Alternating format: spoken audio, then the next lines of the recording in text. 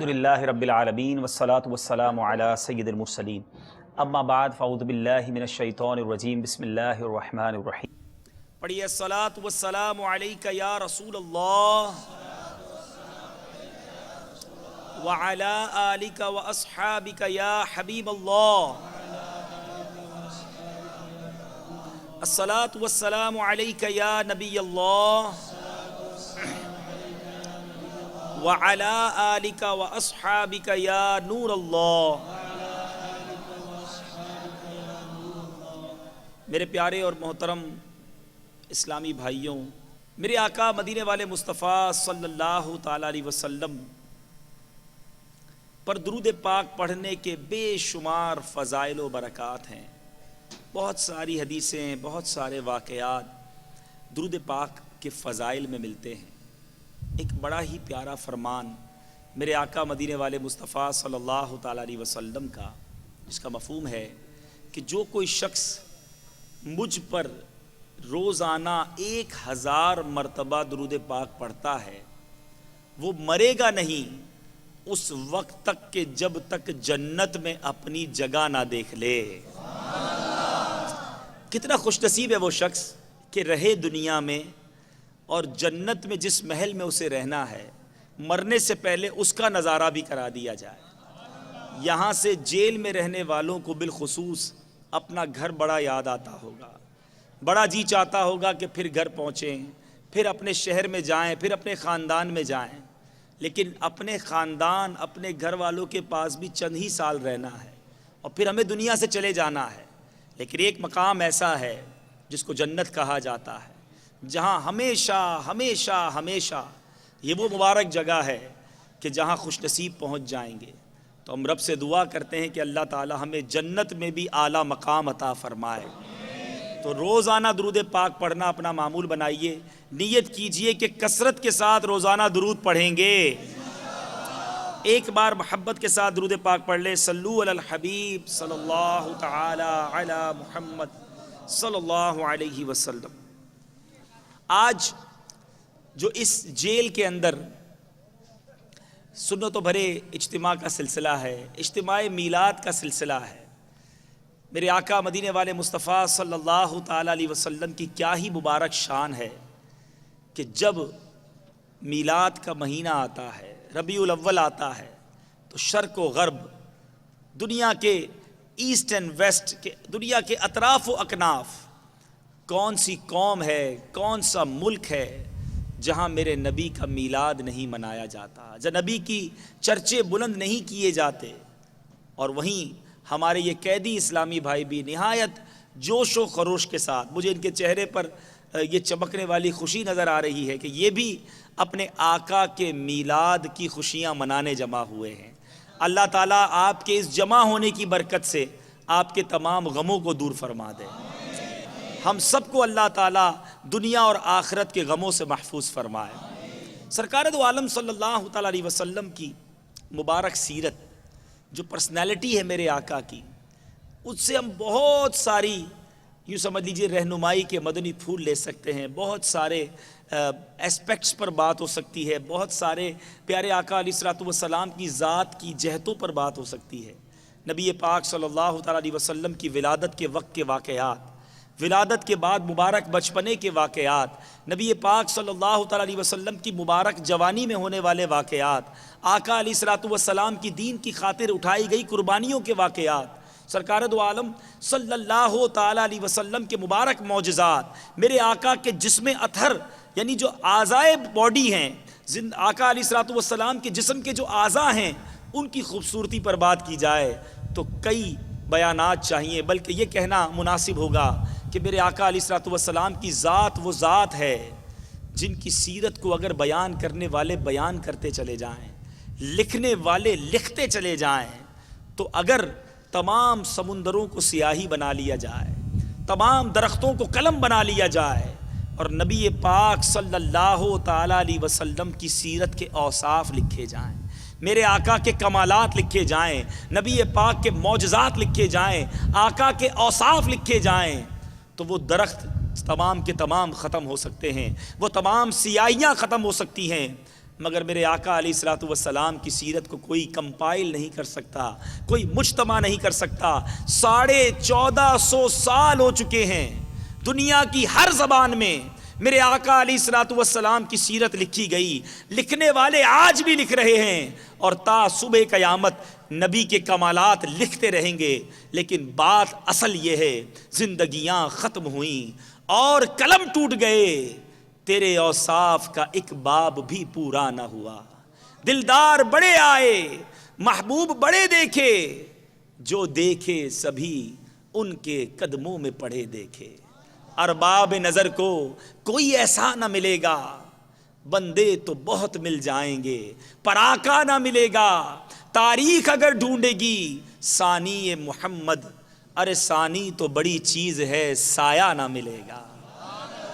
تو میرے آقا علیہ الصلوۃ والسلام کی حیات طیبہ ایسا نمونہ ہے، ایک ایسا سیمپل ہے کہ دنیا میں اگر کوئی اچھا باپ بننا چاہتا ہے تو نبی پاک کی اس شفقت کو جو انہوں نے اپنے بچوں پر فرمائی، اس سے مدنی پھول لے اور ایک اچھا باپ بن جائے۔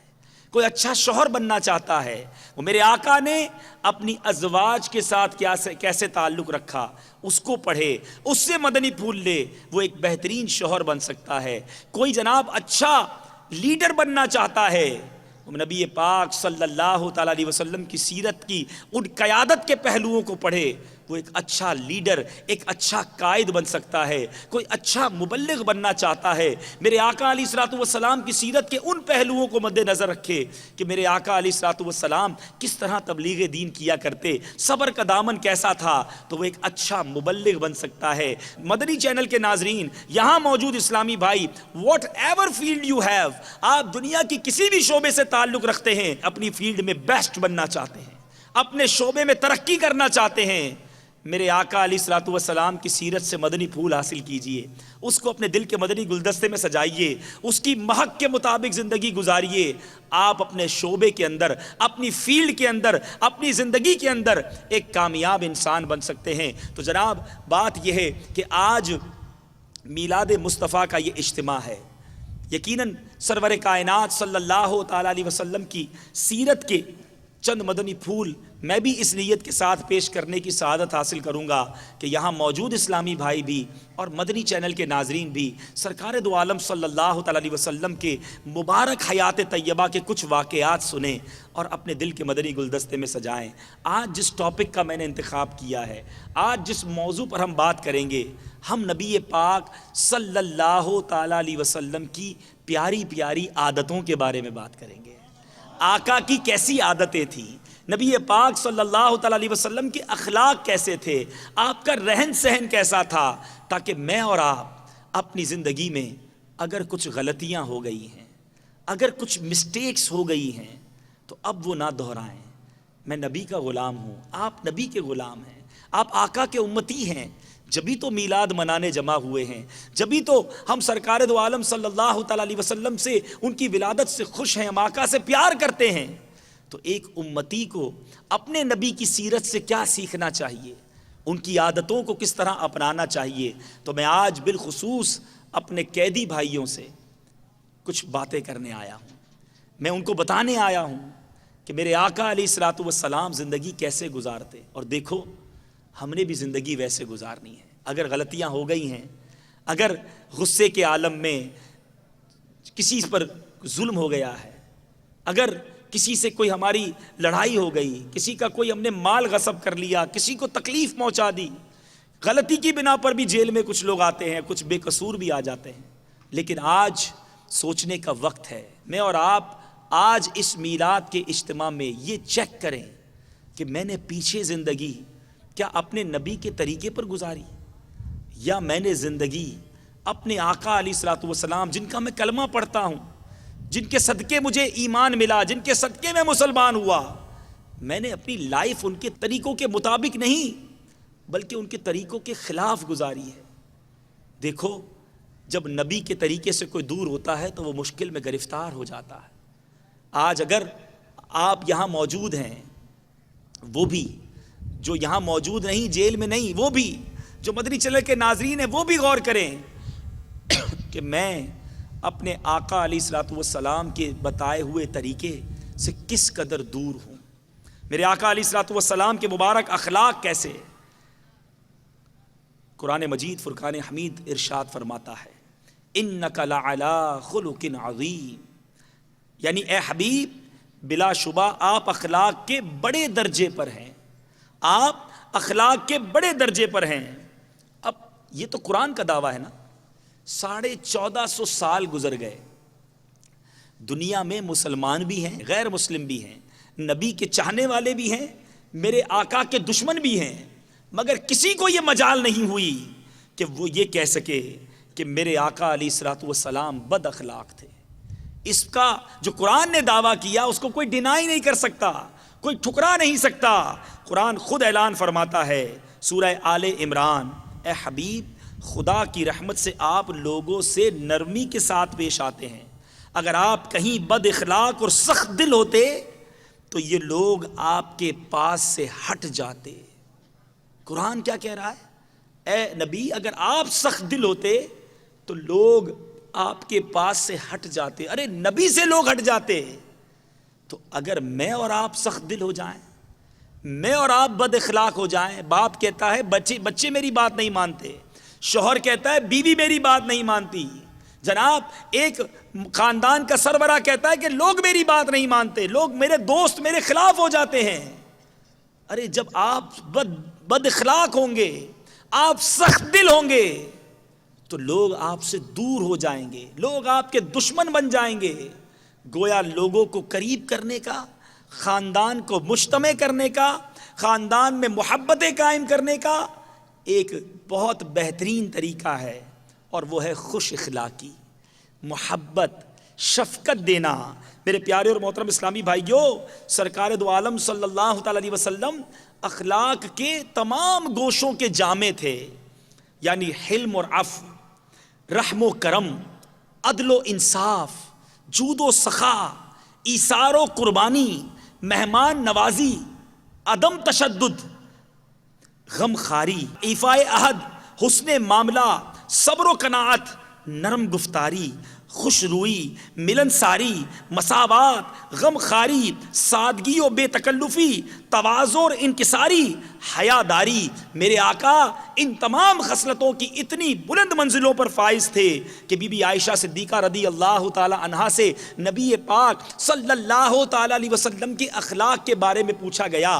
یاد رکھیے جو زوجہ ہوتی ہے، جو بیوی ہوتی ہے، وہ مرد کو اچھی طرح پہچانتی ہے، گھر کی بات بہت زیادہ ویلڈ ہوتی ہے. بی بی عائشہ سے پوچھا گیا آپ بتائیے نبی پاک صلی اللہ تعالی علیہ وسلم کے اخلاق کیسے؟ فرماتی ہیں یعنی تعلیمات قرآن پر پورا عمل، یہی میرے آقا علیہ الصلوۃ والسلام کے اخلاق تھے. یعنی پورا قرآن جو ہے وہ نبی پاک صلی اللہ تعالی علیہ وسلم کا اخلاق ہے. قرآن کی جو تعلیمات ہیں آقا اس کے جامع. بہرحال میرے پیارے اور محترم اسلامی بھائیوں، پیارے آقا علیہ الصلوۃ والسلام کی عقل مبارک، میرے آقا کو رب نے جو عقل عطا فرمائی وہ کیسی؟ غور سے سنیے گا. وہب رحمت اللہ تعالی علیہ نے فرمایا میں نے 71 کتابوں میں یہ پڑھا ہے کہ جب سے دنیا عالم وجود میں آئی ہے، فرام دا فرسٹ ڈے، جب سے دنیا بنی ہے اس وقت سے قیامت تک کے تمام انسانوں کی عقلوں کا اگر حضور اکرم صلی اللہ تعالی علیہ وسلم کی عقل مبارک سے موازنہ کیا جائے، کمپیریزن کیا جائے، غور کیجئے گا. اس وقت بتانے والے بتاتے ہیں 6.5 ارب لوگ ہیں دنیا میں، اور بڑے بڑے جینیس سائنسدان لوگ کہتے ہیں آئی کیو لیول بڑا ہائی ہے، اور یہ تو اس وقت ہے نا 6.5 ارب. فرام دیٹ فرسٹ ڈے 1450 سال سے جتنے لوگ آ رہے ہیں، بلکہ جب سے دنیا وجود میں آئی، ہزاروں سال، ہو سکتا ہے لاکھوں سال، جب سے دنیا وجود میں آئی اور جب تک قیامت نہیں آئے گی، تمام لوگوں کی عقلوں کا کمپیریزن نبی پاک کی عقل مبارک سے کیا جائے تو کیا فرماتے ہیں کہ میرے آقا کی عقل سے تمام لوگوں کی عقل کو وہ نسبت ہوگی کہ ایک ریت کے ذرے کو تمام دنیا کے ریگستانوں سے جو نسبت ہے. یعنی ساری دنیا کے لوگوں کی عقل وہ ریت کا ایک ذرہ ہے، اور میرے آقا علیہ الصلوۃ والسلام کی عقل شریف ساری دنیا کے ریگستانوں کے برابر ہے۔ ایسا دماغ، ایسی عقل رب تعالیٰ نے میرے آقا علیہ الصلوۃ والسلام کو عطا فرمائی۔ اب ہمارے یہاں کیا ہوتا ہے، جس کو ایکسٹرا آرڈنری دماغ مل جائے اس کا ایکسٹرا آرڈنری مزاج بھی ہو جاتا ہے۔ میں بڑا عقل مند جناب، میں جاہلوں سے بات نہیں کرتا، میں بے وقوفوں سے بات نہیں کرتا، یہ غیر پڑھے لکھے مجھ سے کیا بات کر رہے ہیں۔ جب زمانے میں کوئی بڑا عقل مند ہو، کوئی بڑا عالم و فاضل بن جائے، جناب بڑے درجے پر پہنچ جائے، تو اب چھوٹے لوگوں سے بات کرنا اپنی کسر شان سمجھتا ہے۔ مگر ایسی شخصیت جو محبوب ہیں رب کے، تمام دنیا کے سردار، نبیوں کے سردار، جن کے لیے دنیا بنائی گئی، ان کا حلم، ان کی برداشت، ان کی درگزر کیسی، اب سنتے جائیے اور جھومتے جائیے۔ حضرت زید بن ثانہ رضی اللہ تعالیٰ عنہ، جو ایک یہودی عالم تھے، اسلام لانے سے پہلے یہودی عالم تھے، انہوں نے سرکار دو عالم صلی اللہ تعالیٰ علیہ وسلم سے کچھ کھجوریں خریدی۔ کھجوریں دینے کی مدت میں بھی ایک دو دن باقی تھے کہ انہوں نے بڑے مجمع میں، کراؤڈ کے اندر، لوگوں کے درمیان سرکار دو عالم صلی اللہ تعالیٰ علیہ وسلم سے انتہائی تلخ اور ترش لہجے میں سختی کے ساتھ تقاضا کیا۔ میرے آقا علیہ الصلوۃ والسلام کا دامن پکڑا، چادر پکڑی اور نہایت تند و تیز جملوں کے ساتھ آپ کی طرف دیکھا، سخت نگاہیں تھیں، اور چلا چلا کر کہا، اے محمد صلی اللہ تعالیٰ علیہ وسلم، تم سب عبد المطلب کی اولاد کا یہی طریقہ ہے۔ یعنی آپ کو بھی برا بلا کہا، آپ کے پورے خاندان کو گویا چیلنج کر دیا، اور تم لوگ ہمیشہ حقوق ادا کرنے میں دیر لگایا کرتے ہو، اور ٹال مٹول کرنا تم لوگوں کی عادت بن گئی ہے۔ ذرا توجہ چاہوں گا، کاروباری لوگ بھی میرے ساتھ آئے ہیں اور یہاں قیدی بھی موجود ہیں، اور مجھے اس بات کا احساس ہے کہ یہاں قیدی بہت سارے اس لیے بنے ہیں کہ غصے پر قابو نہیں پایا تھا۔ کبھی کسی سے لڑائی ہوئی ہوگی، کبھی گھر میں لڑائی کر دی ہوگی، کبھی محلے میں لڑائی کر دی ہوگی، کبھی کچھ کر دیا ہوگا۔ غور کیجئے، ابھی حق نہیں نکلتا، کچھ دن باقی ہیں، اور سامنے ہستی کون ہے؟ نبی پاک صلی اللہ تعالیٰ علیہ وسلم، دو جہاں کے سردار، اور صحابہ کرام علیہم الرضوان ساتھ موجود ہیں، اور اس طرح چلا چلا کر بات کر رہا ہے۔ حضرت عمر رضی اللہ تعالیٰ عنہ جب انہوں نے یہ سنا تو آپ کو تو جلال آ گیا، غیظ و غضب میں آ گئے کہ میرے آقا سے اس طرح بات کرتا ہے۔ کہا، اے خدا کے دشمن، تو خدا کے رسول سے ایسی گستاخی کر رہا ہے؟ خدا کی قسم، اگر آقا علیہ الصلوۃ والسلام کا ادب مانے نہ ہوتا تو میں اپنی تلوار سے تیرا سر اڑا دیتا۔ حضرت عمر یہ کہہ رہے ہیں، آج کسی کے ساتھ دو چار لوگ ہوں تو اب تو اس کے پیر زمین پر نہیں رہتے کہ میرے ساتھ میرے روادار ہیں، صحابہ ساتھ تھے، میرے آقا حق پر تھے۔ گستاخ نے گستاخی بھی کر دی تھی، مگر آقا کیا کہتے ہیں، اے عمر، تم کیا کہہ رہے ہو؟ تمہیں ایسا نہیں کہنا چاہیے، تم کو تو مجھے ادائے حق کی ترغیب دے کر اور اس کو نرمی کے ساتھ تقاضا کی ہدایت کر کے ہم دونوں کی مدد کرنی چاہیے تھی۔ مجھے کہتے کہ یا رسول اللہ اس کا حق دے دیں، اور اس کو کہتے ہیں ذرا نرمی سے بات کرو، ہم دونوں کی تم مدد کرتے، تمہیں ایسا اس کو نہیں کہنا چاہیے۔ پھر میرے آقا علیہ الصلوۃ والسلام نے حضرت عمر کو کہا کہ اس کے حق کے برابر اس کو کھجوریں بھی دے دو، بلکہ ایسا کرو کچھ زیادہ دے دو۔ حضرت عمر رضی اللہ تعالیٰ عنہ نے جب حق سے زیادہ کھجوریں دیں، زید بن ثانہ نے کہا کہ اے عمر، میرے حق سے زیادہ کیوں دے رہے ہو؟ ٹھیک ہے جتنی میری نکلتی ہیں وہ تو میرا حق تھا، ایکسٹرا کیوں دے رہے ہو؟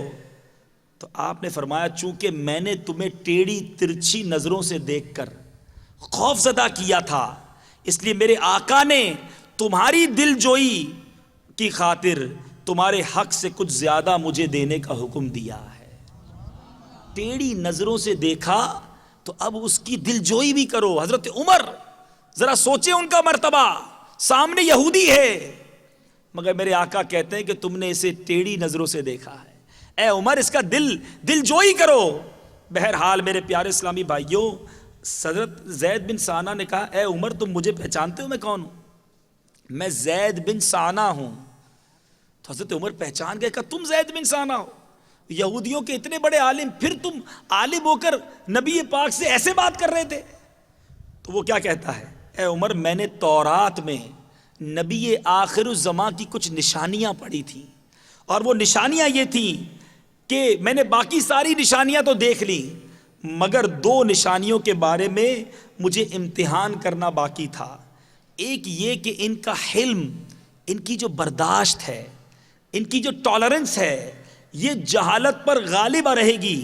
جس قدر ان کے ساتھ زیادہ جہالت کا سلوک کیا جائے گا، اسی قدر ان کی برداشت یعنی ان کا حلم بڑھتا چلا جائے گا۔ ذرا سوچیں، آپ کو کوئی ایک بار تنگ کر دے، آپ معاف کر دیتے ہوں گے، دوسری بار کرے، بندہ کہتا ہے ایک بار کر دیا معاف، دوبارہ کر رہے ہو، اور آ جائے سامنے، بندہ اب نہیں چھوڑوں گا، چوتھی بار کرے تو بندہ آپ تو گلے پڑ جاتا ہے، اللہ معاف کرے لوگ قتل کر دیتے ہیں ایک دوسرے کو، کوئی بہت تنگ کرے تو۔ میرے آقا کی شان یہ تھی، جتنی جہالت بڑھتی اتنا حلم بڑھتا، اتنا برداشت بڑھتا، اتنا درگزر بڑھتا۔ کہتے ہیں میں نے یہ خصلت دیکھنی تھی، یہ عادت دیکھنی تھی، میں نے کتاب میں تو پڑھا تھا، مگر مجھے دیکھنا تھا کہ اگر یہ نبی آخر الزماں ہیں تو ان کے اندر حلم بڑھتا جائے گا۔ اب میں نے اس ترکیب سے ان دونوں نشانیوں کو دیکھ لیا ہے، اور میں شہادت دیتا ہوں، یہ شہادت دیتا ہوں کہ اے عمر یہ نبی برحق ہیں، اور میں بہت ہی مالدار آدمی ہوں، میں تمہیں گواہ بناتا ہوں کہ میں نے اپنا آدھا مال سرکار دو عالم صلی اللہ تعالی علیہ وسلم کی امت پر صدقہ کر دیا۔ تھوڑی دیر پہلے کھجوروں کا مطالبہ ہو رہا ہے، اور اب آدھا مال اللہ کی راہ میں خرچ کر دیا، آقا کے قدموں میں آئے اور آ کر مسلمان ہو گئے۔ جنگ احد میں عتبہ بن ابی وقاص، جس نے سرکار دو عالم صلی اللہ تعالی وسلم کے دندان مبارک کو شہید کیا، اور عبداللہ بن قمی نے چہرہ انور کو زخمی اور خون آلود کر دیا، میرے آقا علیہ الصلوۃ والسلام نے ان لوگوں کے لیے اس کے سوا کچھ نہ فرمایا۔ اللہم اہدی قومی فانہم لا یعلمون، اے اللہ میری قوم کو ہدایت دے کیونکہ یہ لوگ مجھے جانتے نہیں ہیں۔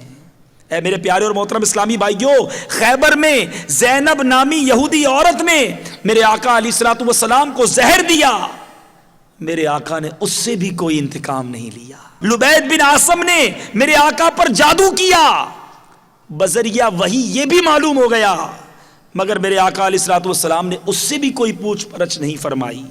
غورث بن الحارث نے میرے نبی اکرم علیہ الصلوۃ والسلام کے قتل کے ارادے سے تلوار کھینچی، اور جب پیارے آقا علیہ الصلوۃ والسلام نیند سے بیدار ہوئے، غورث سامنے کھڑا ہے، ہاتھ میں تلوار ہے۔ اے انتقام کی آگ میں جلنے والوں، جس نبی کا کلمہ سنا ہے، جس نبی کا کلمہ پڑھا ہے، جس کے امتی ہو سنو، ان کو قتل کے ارادے سے ایک شخص جس کا نام غورث ننگی تلوار لیے میرے آقا کے سامنے آ کر کھڑا ہو گیا۔ کہا اے محمد صلی اللہ تعالی علیہ وسلم، اب کون ہے جو آپ کو مجھ سے بچائے گا؟ تلوار ہاتھ میں، میرے آقا سامنے، بظاہر کوئی ہتھیار ہاتھ میں نہیں، کہتا اب کون ہے جو آپ کو مجھ سے بچائے گا؟ نبی پاک صلی اللہ تعالی علیہ وسلم نے فرمایا اللہ۔ نبوت کی ہیبت سے یہ تلوار اس کے ہاتھ سے گر گئی۔ میرے آقا علیہ الصلوۃ والسلام نے اب وہ تلوار اٹھا لی، کہا اے غورث بول، اب تجھ کو میرے ہاتھ سے کون بچائے گا؟ لک ایٹ دا پوزیشن، ذرا غور کرو، وہ تصور کرو، ہم پر کوئی حملہ کرے، کسی طرح ہم اس پر حاوی آ جائیں۔ اب بندہ بولتا ہے میں تو اس کو نہیں چھوڑوں گا، یہ مجھے قتل کرنے آیا تھا، ہو سکتا ہے آپ میں سے کوئی اسی وجہ سے جیل میں ہو۔ تب غورث گر گڑا کر کہنے لگا آپ ہی میری جان بچائیں گے، آپ ہی میری جان بچا دیں۔ میرے آقا علیہ الصلوۃ والسلام نے اس کو چھوڑ دیا اور معاف فرما دیا۔ تو کیا ہوا؟ غورث اپنی قوم میں آ کر کہنے لگا کہ اے لوگوں، میں ایسے شخص کے پاس سے آیا ہوں جو تمام دنیا کے انسانوں سے بہتر ہے۔ کیسی کیسی داستانیں سناؤں میں آپ کو۔ اے بدلہ لینے والوں، اے صبر نہ کرنے والوں، اے لوگوں سے ٹٹ فور ٹٹ، جیسے کو تیسا، اینٹ کا جواب پتھر سے دینے والوں، سنو سنو، وہ نبی کی عادتیں کیا تھی، وہ درگزر کیا کرتے تھے۔ کفار مکہ نے کیسے کیسے مظالم ڈھائے، ارے کتنی تکلیفیں دی۔ کبھی میرے آقا کے راستے میں کانٹے بچھا دیتے، میرے آقا نماز پڑھتے تو میرے آقا کے جسم اطہر پر جانوروں کے اعضا رکھ دیا کرتے، میرے آقا کے راستے میں پھپتیاں کسا کرتے، میرے آقا کو برا بھلا کہا کرتے۔ ٹھیک ہے، اسلام اس وقت اتنے عروج پر نہیں تھا، مسلمان غالب نہیں تھے، مگر ایک وقت آیا جب میرے آقا علیہ الصلوۃ والسلام نے مکے کو فتح کیا، فتح مکہ کا موقع ہے، اب یہ سارے کفار لرزہ بر اندام ہیں، کانپ رہے ہیں، سر جھکے ہیں کہ اب کیا ڈیسیشن ہوتا ہے، اب کیا فیصلہ سنایا جاتا ہے۔ ہم نے تو ان کو بڑا تنگ کیا، ان کے صحابہ کو شہید کیا، ارے مدینہ منورہ جا جا کر سازشیں کی تھی، اب ہمارا کیا بنے گا۔ سنیے میرے پیارے اسلامی بھائیوں، جب وہ خوف و دہشت سے کانپ رہے تھے تو ساقی کوثر، شافعِ محشر، ہم غریبوں کے آقا، دشمنوں کو امان دینے والے آقا صلی اللہ تعالی علیہ وسلم نے فرمایا، لا تثریب علیکم اليوم فاذهبوا انتم الطلقاء، فرماتے ہیں آج تم سے کوئی مواخذہ نہیں، جاؤ تم سب آزاد ہو، سب کو معاف کر دیا۔ میرے پیارے اور محترم اسلامی بھائیوں، اب سوچئے پھر ہوتا کیا؟ میرے آقا جس کو معاف کرتے، ہمیشہ یاد رکھیں، آپ کسی کو اپنا لڑ کر نہیں بنا سکتے، بدلہ لے کر نہیں بنا سکتے، آپ کسی کو دوست اپنے جناب مظالم کا بدلہ لے کر نہیں بنا سکتے۔ میرے آقا معاف کرتے جاتے، لوگ کلمہ پڑھ کر مسلمان ہوتے جاتے، میرے آقا درگزر فرماتے جاتے، لوگ دامن مصطفیٰ سے وابستہ ہوتے جاتے۔ اگر آپ دنیا میں اچھی زندگی گزارنا چاہتے ہیں، اپنے خاندان میں امن دیکھنا چاہتے ہیں، اپنے محلے میں پیار دیکھنا چاہتے ہیں، اپنی بستی میں آپ محبت کو فروغ دینا چاہتے ہیں، تو معاف کرنے کی عادت بنائیے، درگزر کی عادت اپنائیے۔ میرے پیارے آقا علیہ الصلوۃ والسلام کی ایک اور قتل کی سازش کی گئی، ایک غیر مسلم کو صحابہ پکڑ کر لائے، کہا یا رسول اللہ صلی اللہ علیہ وسلم، اس نے آپ کے قتل کا ارادہ کیا تھا۔ اب وہ شخص جو ہے خوف اور دہشت سے کانپ رہا ہے، صحابہ پکڑ کر لائے ہیں، نبی کے سامنے لے آئے ہیں، انہی کے قتل کا ارادہ تھا، اب کیا ڈیسائیڈ ہوگا، اب مقدمے کا فیصلہ کیا ہوگا؟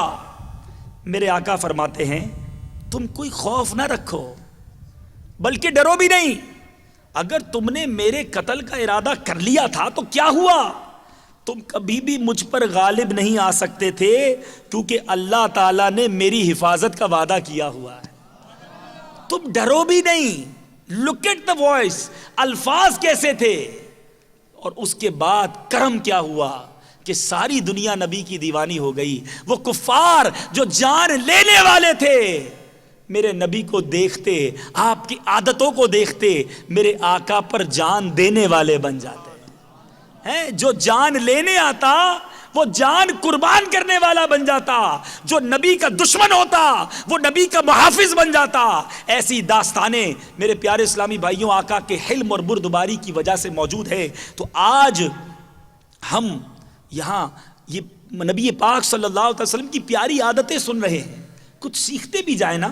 سنیے میرے آقا علیہ الصلوۃ والسلام کی جو اخلاق کریمہ ہے، بی بی عائشہ ایک اور جگہ فرماتی ہیں، وَمَن تَقَمَ رسول اللہ صلی اللہ تعالی علیہ وسلم لنفسه الا ان تنهك حرمت اللہ، اپنی ذات کے لیے کبھی بھی پیارے آقا علیہ الصلوۃ والسلام نے کسی سے انتقام نہیں لیا، اور اللہ عز و جل کی حرام کی ہوئی چیزوں کا اگر کوئی مرتکب ہوتا تو ضرور اس سے مواخذہ فرماتے، اس سے پوچھ پرچھ کرتے۔ تو اے یہاں موجود اسلامی بھائیوں اور اے مدنی چینل کے ناظرین، میلاد کا مہینہ ہے، ہم آقا علیہ الصلوۃ والسلام کی سیرت کے مبارک واقعات سن رہے ہیں، آئیے کچھ اچھی نیتیں کیجئے۔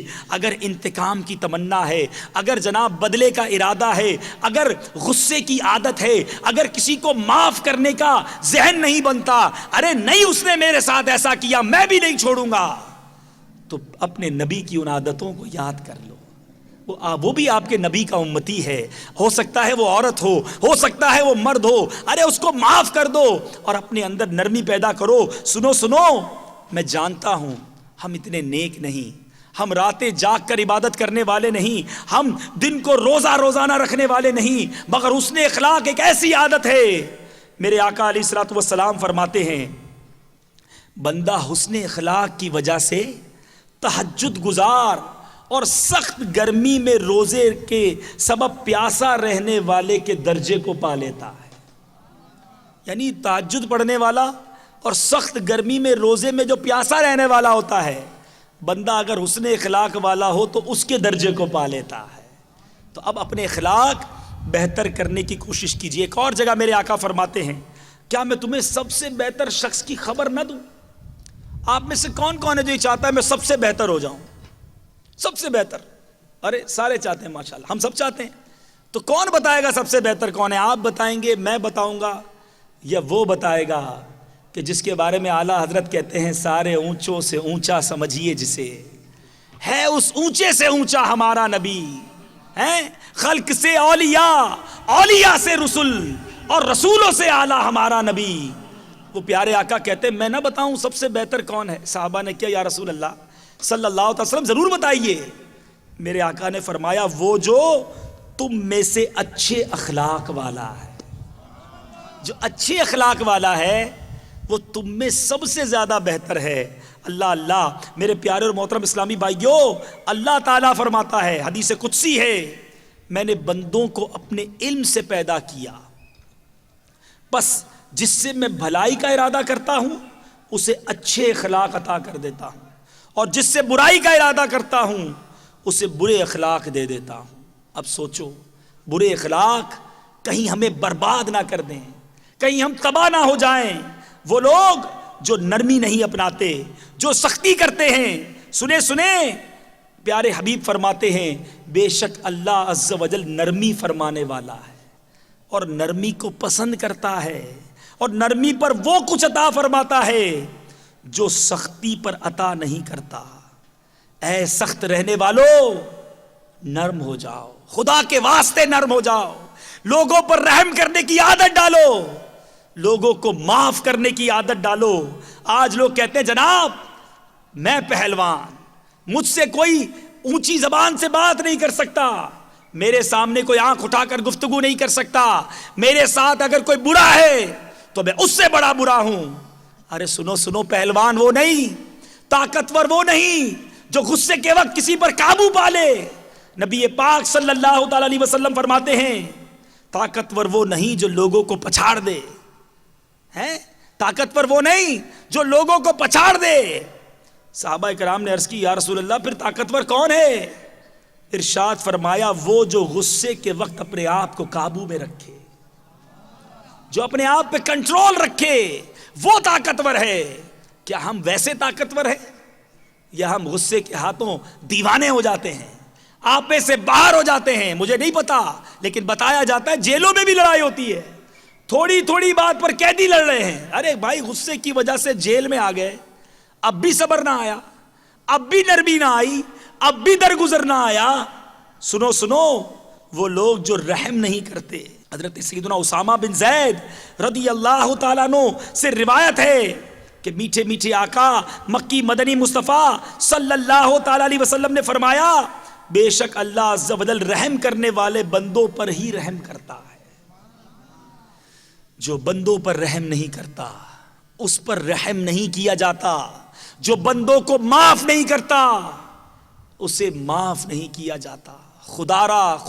خدارا آج نیت کر لو، اگر دل میں کسی کے لیے انتقام کی آگ ہے، اگر آج یہ سوچا ہے کہ جناب میں اس سے بدلہ لوں گا، تو نیت کر لو آج میں نے سب کو معاف کیا۔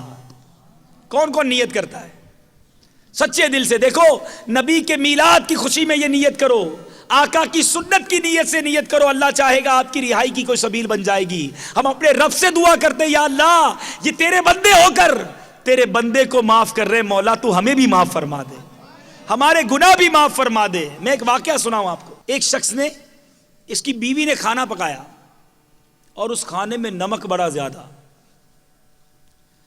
اب ہمارا کیا حال ہوتا ہے؟ اس نے سوچا یہی پلیٹ اس کے منہ پر مار دوں۔ کھانا پکانے نہیں آتا، ہو سکتا ہے اللہ نہ کرے کوئی جیل میں اس لیے بھی ہو کہ بیوی سے لڑ کر آیا ہو، بیوی کو بیچاری کو مار کر آیا ہو۔ کیا کہتا ہے میرا جی چاہا کہ یہ کھانا اٹھا کے اس کے منہ پہ مار دوں۔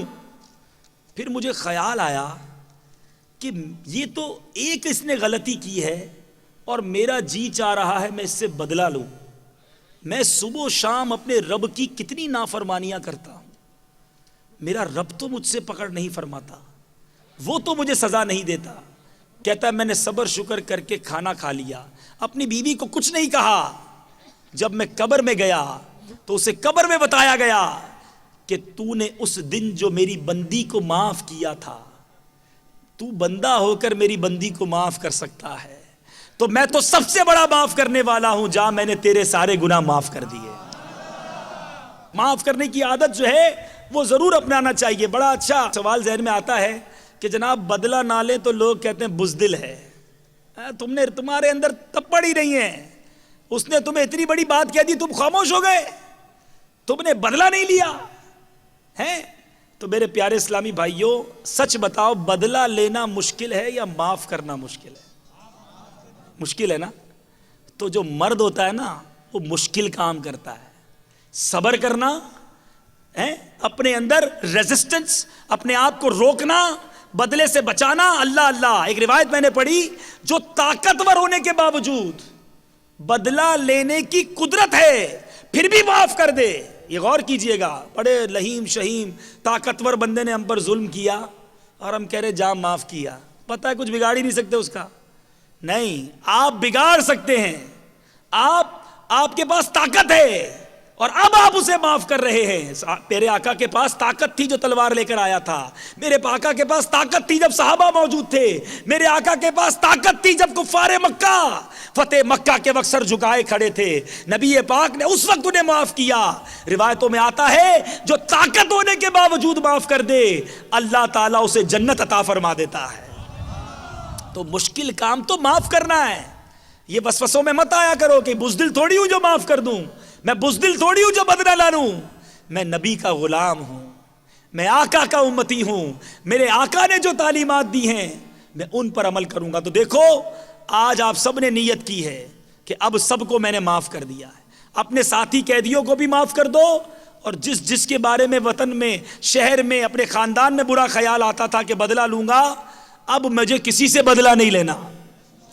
اپنے اللہ سے یہ مانگو، مولا میں نے تو سب کو معاف کر دیا، اب تو کریم میرے نبی کے میلاد کے صدقے تو مجھے معاف کر دے۔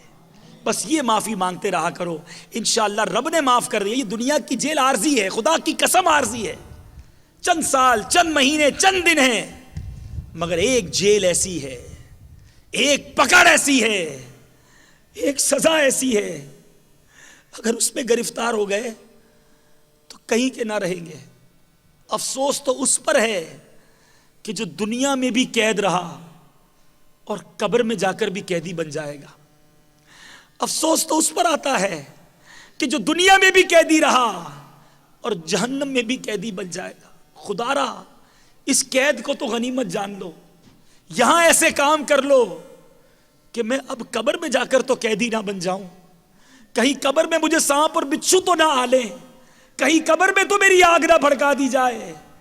یہاں تو ایک کمرے میں، ایک بیرک میں قید ہوں تو گھر بھی یاد آتا ہے، وطن بھی یاد آتا ہے، رشتہ دار اور بیوی بچے بھی یاد آتے ہیں۔ مجھے احساس ہے آپ کی صبح ہوتی ہوگی تو شام نہیں ہوتی ہوگی، شام ہوتی ہوگی تو صبح نہیں ہوتی ہوگی، آپ کے دن نہیں کٹتے ہوں گے، آپ کو کبھی اپنا بچہ یاد آتا ہوگا، کبھی آپ کو اپنے گھر والے، کبھی والدین یاد آتے ہوں گے، لیکن کبھی یہ بھی تو سوچو کہ یہ قید تو ختم ہو جانے والی ہے۔ ارے اس قید میں آسانیاں تو دیکھو، کھانا بھی ملتا ہے، پانی بھی ملتا ہے، یہاں پنکھے بھی ہیں، یہاں ہم سانس بھی لے سکتے ہیں، مگر آپ سوچ سکتے ہیں کہ جو قبر کا قیدی ہوگا وہاں کیا ہوگا؟ 2 گز کی قبر ہوگی، سانپ ہوں گے، بچھو ہوں گے، قبر گناہگار کو اس طرح دبائے گی کہ پسلیاں ٹوٹ پھوٹ کر ایک دوسرے میں پیوست ہو جائیں گی۔ وہاں کوئی پیشی نہیں ہوگی، وہاں کوئی وکیل نہیں کیا جا سکے گا، وہاں معاذ اللہ رشوت نہیں چلے گی، وہاں سفارش نہیں چلے گی۔ وہاں جو قید ہو گیا وہ قید ہو گیا، اور جو بری ہو گیا وہ بری ہو گیا۔ قیامت کے دن جب فیصلہ ہوگا کہ جنتی جنت کی طرف جائیں اور دوزخی دوزخ کی طرف جائیں، تو جو جنت میں گیا وہ تو رہا ہو گیا، وہ عیش میں گیا، اور جو دوزخ میں گیا وہ پھنس جائے گا۔ تو اے میرے بھائیوں، جیل میں رہ کر تو ایسے اعمال نہ کرو کہ قبر کے قیدی بن جاؤ. یہاں کی قید سے نکل کر کہیں میں قبر کا قیدی بھی نہ بن جاؤں. جیل میں تو ایسے کام نہ کرو کہ جس سے میں جہنم میں قیدی بن جاؤں. ارے جیل میں تو موقع ملا ہے عبادت کرنے کا، جیل میں تو موقع ملا ہے قرآن پڑھنے کا، جیل میں تو موقع ملا ہے علم دین سیکھنے کا. قربان جائیے دعوت اسلامی والوں پر کہ جنہوں نے جیل میں آپ کو یہ موقع دیا کہ قرآن سیکھ لو، جیل میں یہ موقع دیا کہ نماز سیکھ لو، جیل میں یہ موقع دیا کہ نبی کی سنتیں سیکھ لو. ارے آج کا دن بتا رہا ہے کہ سینکڑوں ہزاروں قیدیوں کو دعوت اسلامی نے جیل میں موقع دیا کہ نبی کا میلاد بنا لو. اور پھر بھی میں جیل میں آ کر گناہ کروں. توبہ کرو، نمازیں پڑھو. جب فارغ تھے تو واقعی اتنا وقت نہیں ملتا لوگوں کو کہ نوافل پڑھیں، ذکر و اذکار زیادہ کریں. آپ کے پاس کون سا کام ہے؟ لیکن یہاں بھی فلمیں دیکھنی، یہاں بھی گانے سننے، یہاں بھی بے حیائی کی باتیں کرنی، یہاں بھی غیبتیں کرنی، یہاں بھی جناب بد اخلاقی کرنی، لوگوں کے دل توڑنے، معاذ اللہ شیطانی کام کرنے. یہ جیل آپ کو یاد نہیں دلاتی قبر کی؟ یہ جیل آپ کو آخرت کی یاد نہیں دلاتی؟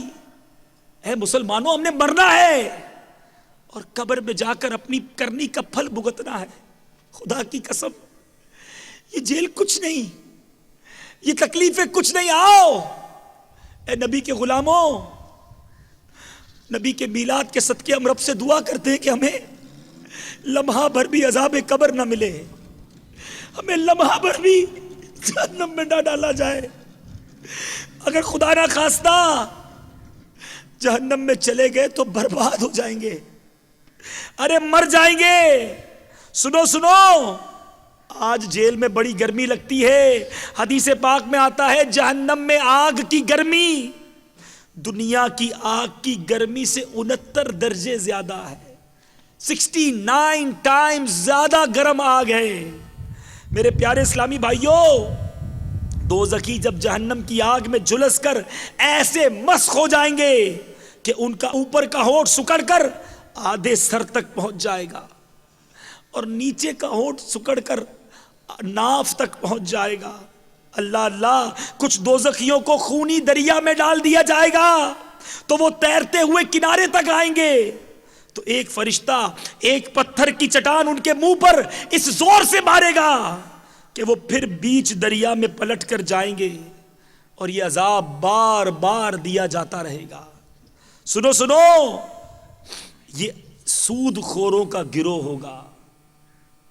اے سود کا کام کرنے والوں، توبہ کر لو. نبی کے میلاد کا مہینہ ہے، فقط رزق حلال کمانے کی نیت کر لو. جو آج دنیا کے تندور ہوتے ہیں اس کو دیکھتے ہیں تو گرمی لگتی ہے، ڈر لگتا ہے کبھی ہاتھ اندر نہ چلا جائے. سنو سنو، جہنم میں ایک تنور ہے جو اندر سے بہت چوڑا اور اوپر سے بہت کم چوڑا ہے. اس میں زناکار عورتوں اور مردوں کو ڈال دیا جائے گا تو آگ کے شعلوں میں وہ سب جلتے ہوئے تنور کے منہ تک آ جائیں گے. پھر ایک دم وہ شعلے بجھ جائیں گے اور پھر وہ اس تنور کی گہرائی میں جا پڑیں گے، جلتے رہیں گے. ارے یہ قید کچھ بھی نہیں جو جہنم کی قید ہے. اللہ اللہ. اسی طرح دوزخیوں کو جہنمیوں کے بدن کا پیپ اور پچھا بھی پلایا جائے گا جس کو غساق کہتے ہیں، اور اس کی بدبو کا یہ حال ہوگا کہ اگر ایک ڈول غساق دنیا میں گرا دیا جائے تو تمام دنیا بدبودار ہو جائے. ہمارا مدنی مقصد کیا ہے؟ مجھے اپنی اور ساری دنیا کے لوگوں کی اصلاح کی کوشش کرنی ہے انشاءاللہ عز و جل. صلو علی الحبیب صلی اللہ تعالی علی محمد صلی اللہ علیہ وسلم.